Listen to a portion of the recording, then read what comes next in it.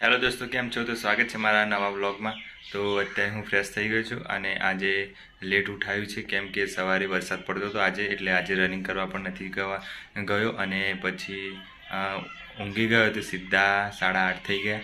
તો અત્યારે ફ્રેશ થયો છું અને નાસ્તો બાસ્તો કર્યો અને 9, 9:30 વાગે લાઇબ્રેરીમાં પહોંચું.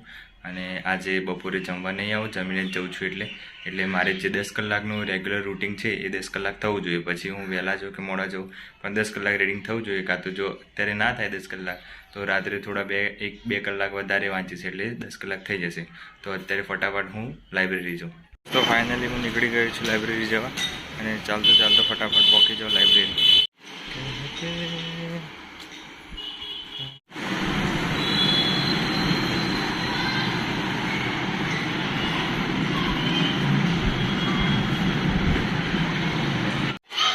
તો દોસ્તો 6:30 વાગ્યા છે અને હવે હું જાઉં છું જીમમાં, કેમ કે વરસાદ ચાલુ થઈ ગયો તો પાછો ચાલુ થાય એના પહેલાં જીમમાં જતો રહો. બહુ દિવસ પહેલાં જીમમાં નથી ગયો એટલે. જીમની નીચે સ્વિમિંગ પુલ છે, નાના છોકરાઓ પ્રેક્ટિસ કરી રહ્યા છે. નાના છોકરા કેવા હતા करके देखा कमाल वो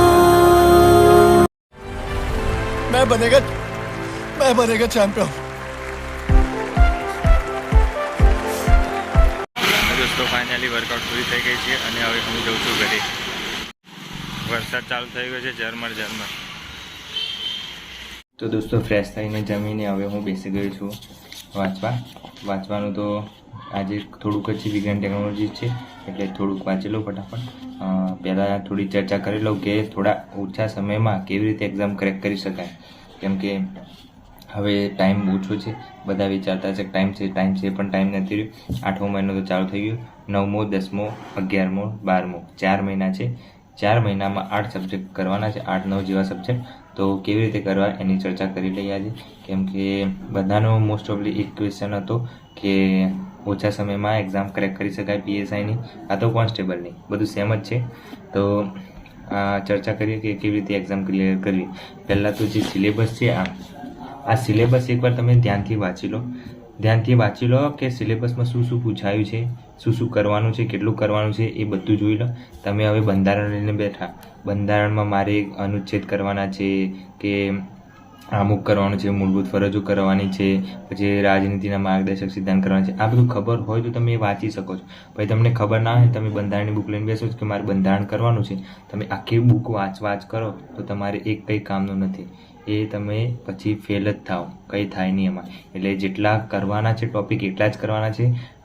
મેક્સિમમ 5 ટોપિક કરવાના છે. એ 5 ટોપિક ટોપિક વાઇઝ સિલેબસ પ્રમાણે ટીક કરી દો બુકમાં અને એટલું જ વાંચવાનું છે.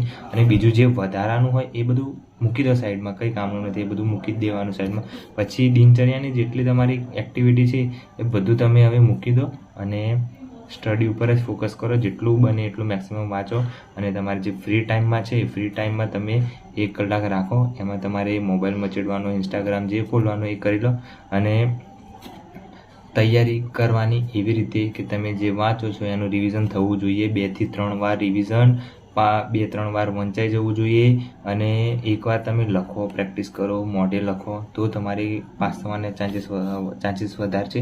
તો તમે જેટલા બી આ ટોપિક છે એટલા તમે એકવાર આ જે સિલેબસ છે વાંચી લો અને પછી જેટલું કીધું છે એટલું જ કરો. બાકીનું જે વધારાનું છે કંઈ કરવા નહીં.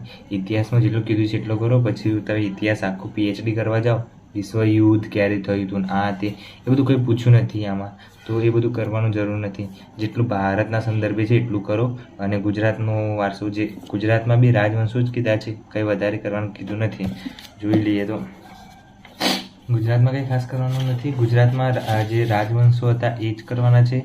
પછી વહીવટદાર, આર્થિક, એ કલા, સંસ્કૃતિ, બસ એટલું જ, કંઈ વધારે છે નહીં. બાકી બધું ભારતના સંદર્ભે છે. એટલે ગુજરાતમાં બી પાછી ગુજરાતના ઇતિહાસમાં PhD કરવાના બેસતા, એટલે જેટલું જરૂરી છે એટલું જ કરજો. પછી ભૂગોળમાં તો ખબર જ છે તમને, ભૂગોળમાં થોડું વર્તમાનમાં જેટલું ભૂગોળના સંદર્ભે હોય એટલું કરી દેવાનું, કેમ કે ભૂગોળના ક્વેશ્ચન આમ 1 લાઇનર હશે પણ ડાયરેક્ટ સીધા કરંટ અફેરના હશે. જોવા તો જોઈ લેજો, કેમ કે જે નદી વચ્ચે નદીનો ક્વેશ્ચન હતો કે કઈ નદી હતી યાદ નથી, પણ આ નદીના કારણે પૂર આવ્યું હતું. એવી રીતનો કરંટ અફેરમાંથી ઉઠાવીને આમાં સીધો ભૂગોળમાં એ ગણાય. એટલે એવી રીતનું યાદ રાખજો, કેમ કે 5મા નંબરમાં વર્તમાન પ્રવાહો લખેલું જ છે. ભારતના સંદર્ભે, વિશ્વના સંદર્ભે બધામાં યાદ રાખવાનું એમ. એવી રીતે સમજી વિચારીને તૈયારી કરશો તો તમે આરામથી ક્રેક કરી શકશો.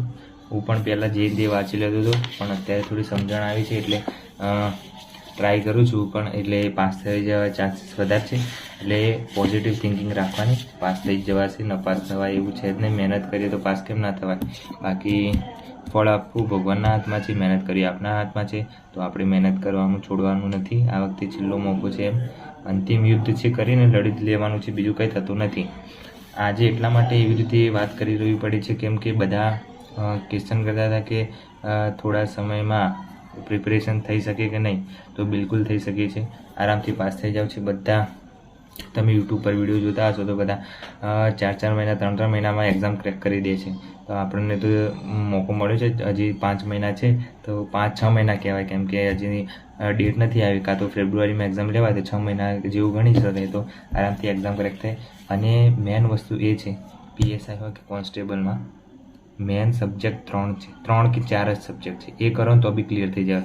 મેથ્સ રીઝનિંગ, PSIમાં 100 માર્ક્સનું છે મેથ્સ રીઝનિંગ, કોન્સ્ટેબલમાં છે 60 માર્ક્સનું, બરાબર. એ 2 સબ્જેક્ટ કરો એટલે એ કવર થઈ ગઈ. 100 માર્ક્સમાંથી તમારે 80 કે 75 કે 70 માર્ક્સ આવે, બરાબર. પછી બાકી રહ્યું બંધારણ. બંધારણમાં એ સબ્જેક્ટ એવો છે કે તમારે બંનેમાં કામ લાગશે. મેથ્સ રીઝનિંગ છે એ બંનેમાં કામ લાગશે. એટલે આ 3 સબ્જેક્ટ કરો. કરંટ અફેર છે, કરંટ અફેર કરો. 25 માર્ક્સનું આમાં છે, 25 પેલામાં કેટલા 40 માર્ક્સનું છે કોન્સ્ટેબલમાં, એ ખબર નથી, પણ PSIમાં 25 માર્ક્સનું છે. તો એ 3 સબ્જેક્ટ 4 સબ્જેક્ટ કરો. મેથ્સ રીઝનિંગ, પછી બંધારણ અને કરંટ અફેર. આ સ્કોરિંગ સબ્જેક્ટ છે. આ PSIમાં ટોટલ 150 માર્ક્સનું થાય છે. 150 માર્ક્સમાંથી તમારે આટલું કવર થઈ જાય છે. તો બાકીનું પેપર વધ્યું કેટલું? 50 માર્ક્સનું રહ્યું અને 100 માર્ક્સનું લખવાનું રહ્યું. એટલે તમે જે સબ્જેક્ટ વાંચો છો, ઇતિહાસ, ભૂગોળ, કલ્ચરમાં વધારે ધ્યાન આપ્યા વગર બંધારણ અને મેથ્સ રીઝનિંગ આટલું કરો તો તમારે ઓટોમેટિક માર્ક્સ કવર થઈ જશે. બાકી તમે ઇતિહાસ, ભૂગોળ, કલ્ચર લઈને બેસશો અને એના ક્વેશ્ચનો કરશો તો કોઈ દિવસ નહીં પાસ થવાય. એવા ક્વેશ્ચનો છે. ગઈ ભરતી જેટલી હસમુખભાઈ પટેલ સાહેબે લીધી હોય, તલાટી, જુનિયર ક્લાર્ક અને કોન્સ્ટેબલની, આ 3ના પેપર તમે એકવાર જોઈ લેજો. એમાં કેવા ક્વેશ્ચનો પૂછાયા તે જોઈ લેજો તમે એકવાર, તો તમને આઈડિયા આવી જશે કે કેવી રીતના ક્વેશ્ચનો આવ્યા હતા.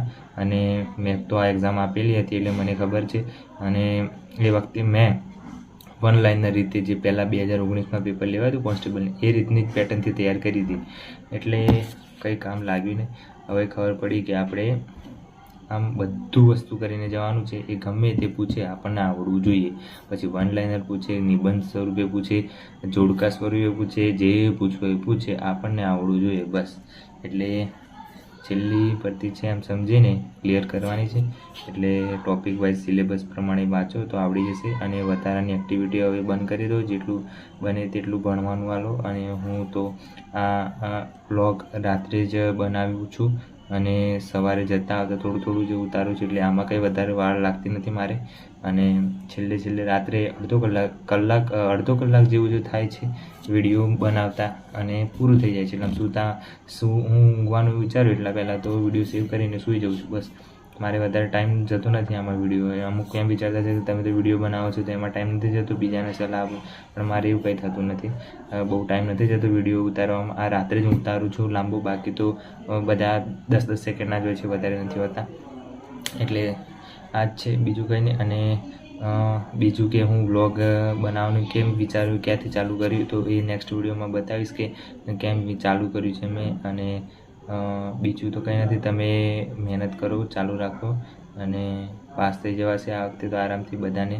અને કાલે કેવી રીતે રનિંગ 5 કિલોમીટર પૂરી કરવી એના વિશે ચર્ચા કરીશું થોડી. તો 25 મિનિટમાં જ પૂરું કરવાનું છે આ વખતે, વધારે માર્ક્સ લાવવાના છે નહીં. માર્ક્સનું તો નીકળી ગયું છે એટલે 25 મિનિટમાં ખાલી રનિંગ પૂરું કરવાનું છે. તો કેવી રીતે જેને રનિંગ નથી થતી એને થોડી ટિપ્સ આપીશ, તો એવી રીતે ફોલો કરજો તો તમારી રનિંગ પણ થઈ જશે.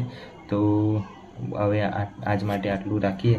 કાલે રનિંગ માટે કંઈક બનાવીશું, તો વ્લોગમાં બન્યા રહેજો. અને ચેનલ પર નવા હોય તો સબસ્ક્રાઈબ કરી દેજો. મળીએ નવા વ્લોગમાં. Bye bye, take care.